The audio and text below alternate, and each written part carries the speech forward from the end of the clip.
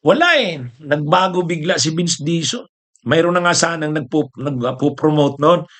Wow, pampresidente ito. Ito yung kailangan natin. Ah, Kaya lang, yun na nga, biglang nawala. Hindi na natin nakikita, hindi natin naririnig. Ang pinakahuling statement niya, yung sinabi niya, nakasama sa nirekomenda nilang kasuhan at nauna sa lista, si Martin Romualdez, dating speaker.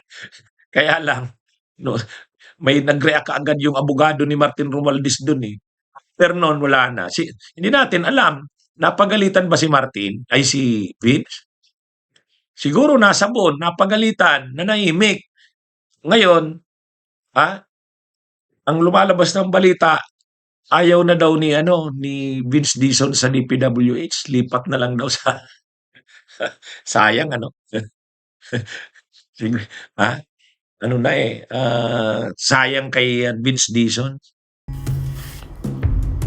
Wala nang maraming paligoy-ligoy pa. Diretso sa punto na. Maiksi lang ang komentaryo, pero diretso sa punto. Maraming kuro-kuro. May tiwali, may totoo. Dito, sa puntong diretso tayo. Punto, diretso. May mga bali-balita, ano na daw, magre-resign na daw sa DPWH ni si Secretary Vince Dizon. Gusto na daw palipat, balik na lang daw siya sa DOTR. Mayroong ganong kumakalat. Ano bang take natin diyan? Mga kabunyog, mga kababayan, napapansin din natin yan. Kayo, napapansin niyo ba? Tahimik si Vince Dizon ngayon, di ba? Hindi ko marinig, wala kang marinig. Hindi nagpapa-interview, hindi na nagsasalita. Ikumpara mo nung ka-appoint niya pa lang bilang DPWH Secretary. Ikumpara niyo. Nung in-appoint siya bilang DPWH Secretary, araw-araw, umaga, nandito siya sa ganitong lugar, hapon, nandito siya, sunod na araw, nandito na naman siya, binibisita niya yung mga projects ng DPWH, at pag nakita niyang may anomalya, mismong yung kasama niyang director ng DPWH or district engineer, linalastada niya. Kaya bilib ang tao sa kanya nun eh. Talagang aayusin niya ang DPWH, sabi niya. Ha? Di ba? Ayun. Bilib ang tao sa kanya nun. Dahil yan ang kailangan nating secretary ng DPWH. At sabi ni Vince Dizon, lilinisin ko ang ahensyang ito. Oh. Bibisita siya sa isang lugar. Makikita niya substandard yung projects. Kasama niya yung director ng DPWH sa lugar na yon, at o kaya yung district engineer. Kahit may media, ninalastada niya. Oh, nagpapaliwanag yung district engineer. Babarahin niya. Oh, ganun si Vince Dizon nung una. At nakikipagtulungan siya sa ICI, Independent Commission for Infrastructure. Nakikipagtulungan din siya sa ombudsman.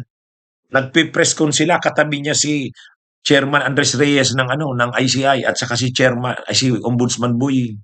Pinag-uusapan nila yung mga ebidensya. Oh. Binibira niya kahit si Martin Romualdez. Oh, sabi ni Vince Dizon, mayroon kaming ebidensya kay dating Speaker Martin Romualdez. Bilib din ng tao nun. Oh, kaya nga 'di ba? Nag-vlog tayo nun. Ano ba 'to? Binibira na ni Vince Dizon si Martin Romualdez. Oh, talaga ba? Oh, 'yun. Nagtanong din tayo nun eh. 'Di ba? Nagtanong tayo nun. Talaga ba? Seryoso ba ito? Talagang binibira na ni Vince Dizon si Martin Romualdez? Oh, nagkatayo nun. Bilib tayo nun kay Talaga daw may ebidensya, sabi ni Vince Dizon. Hindi naman daw nila ire-recommend na kasuhan kung walang ebidensya. Sabi. Tapos, pagkatapos nun, nanahimik na. Wala na tayong narinig. Ang sunod nating nakita, nandun sa France, nagbabakasyon. Wala na. Wala nga namang nagbabakasyon pa rin siya. Nakabalik na siguro sa Pilipinas. Pagbalik niya dito, dapat nakita na naman natin yung niya, sigasig niya. Wala eh. Nagbago bigla si Vince Dizon. Mayroon na nga sanang nagpo-promote noon. Wow, pampresidente ito. Ito yung kailangan natin. Kaya lang, yun na nga, biglang nawala. Hindi na natin nakikita, hindi natin naririnig. Ang pinakahuling statement niya, yung sinabi niya na kasama sa nirekomenda nilang kasuhan at nauna sa lista si Martin Romualdez, dating speaker. Kaya lang, no, may nag-react kaagad yung abogado ni Martin Romualdez dun eh. Pero noon wala na. Hindi natin alam, napagalitan ba si Martin, ay si Vince? Siguro nasabon, napagalitan, nanahimik. Ngayon, ah, ang lumalabas ng balita, ayaw na daw ni Vince Dizon sa DPWH, lipat na lang daw sa sayang ano. Sig ah, ano na sayang kay Vince Dizon. Pero hindi din natin alam kung totoo nga ba itong balita na aalis na daw ng DPWH. Siguro na-realize niya yung totoo, yung totoo sa mundo ng gobyerno at ng politika. Una, hindi niya pwedeng kalabanin ang mga regional directors, mga district engineers, kasi siguro nare-realize niya nagagalit sa kanya ang mga tao sa DPWH. Ikaw sekretary namin, kinakalaban mo kami. Oh, siguro may nag-advise sa kanya, ano 'yun, 'wag gano'n kasi kailangan makita rin ng mga tao ng DPWH pinagtatanggol mo sila.